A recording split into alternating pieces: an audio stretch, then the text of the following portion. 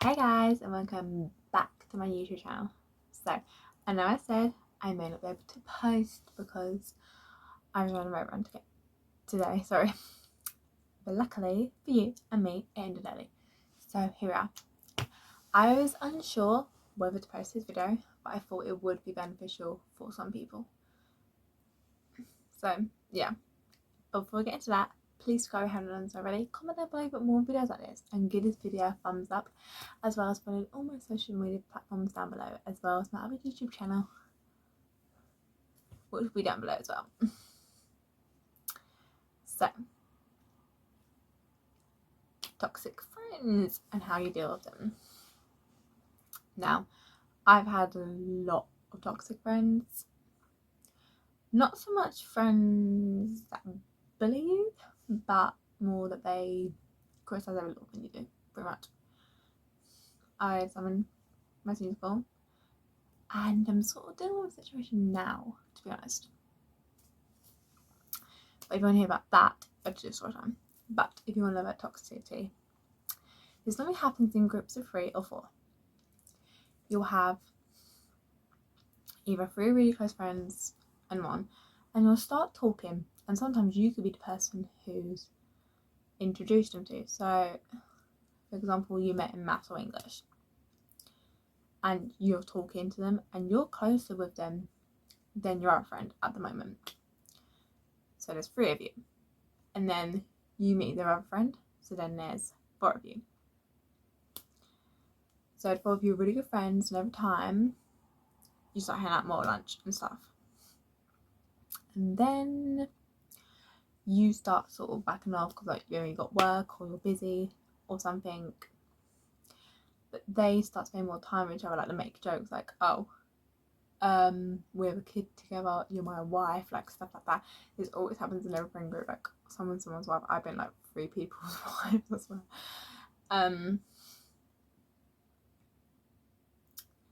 And you start to notice when you try to join and say, oh, I could be your child, you're like, no, or they keep saying no, or they keep giving you like little weird looks, or when you're on lunchtime, they keep going in different routes.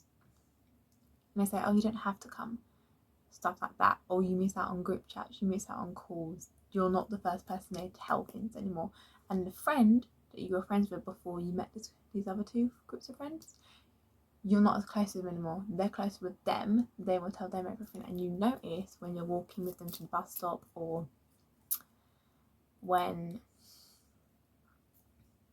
you're like in a room alone with them, you have nothing to say, you don't know what to say, you feel awkward.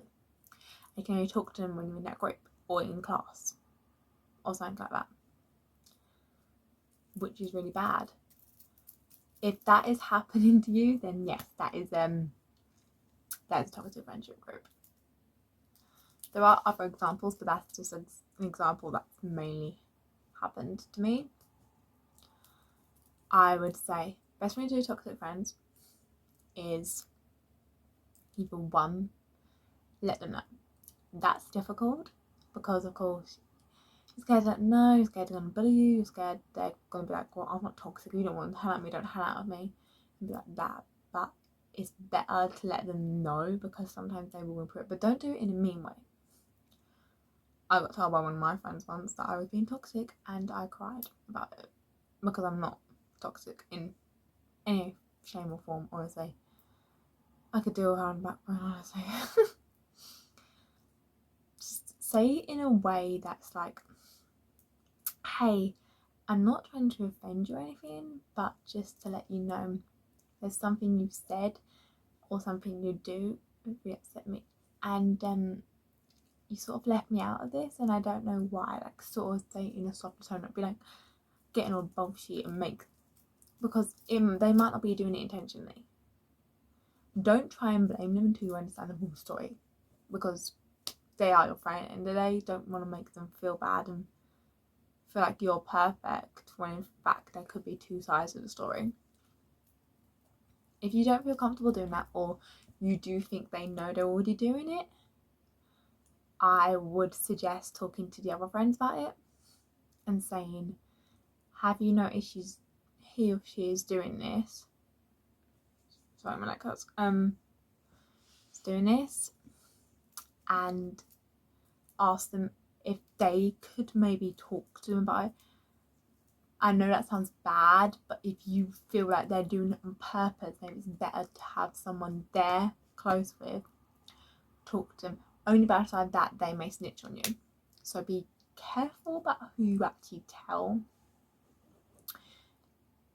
If you don't do that, maybe think about who you're actually close with in that friendship group. Think about, am I going to lose anything if I leave it?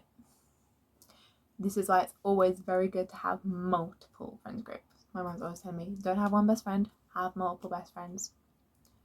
Like, it's better, because then if you do leave a friendship group, you know you have another one to go to. You don't have to restart and make new friends, which is extremely hard when you've been in like a school, say 4 years. But yeah, think about what am I gonna lose? Is this beneficial for me if I'm feeling this low? Like, are they really the best people for me to have in my life right now? If you don't want to leave the friendship group though, or you don't have other friends outside of it and you're scared, then I'd say the last option would be, actually wait, no, it doesn't work. I was going to say tell a teacher, but no. Okay, never tell a teacher if a friend's being toxic, if it's not bullying, because they won't take it seriously.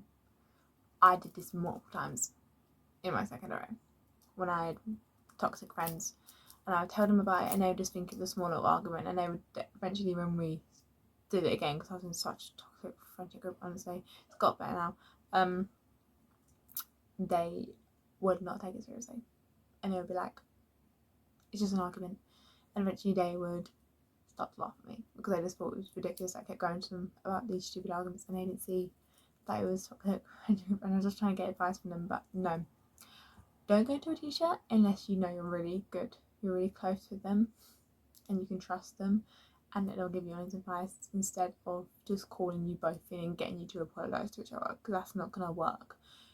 They're just going to be nice in front of the teacher and then go back to how they were and make you feel like you've done something wrong. Number one is stand up for them.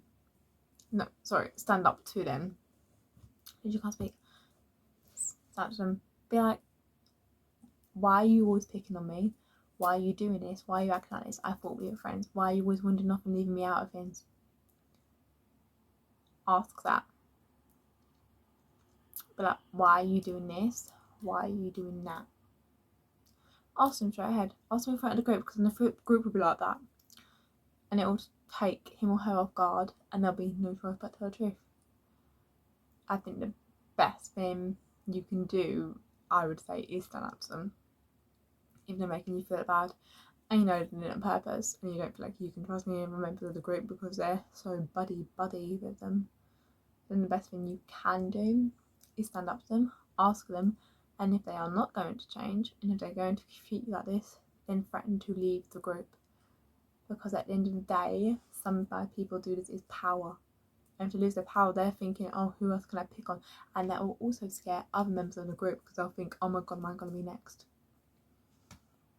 So either way, one of them may leave with you, or she'll change her attitude and get her power a different way.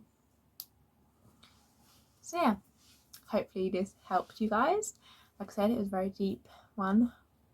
If you want a story time about my experiences, comment down below and I'll see you guys next time. Bye!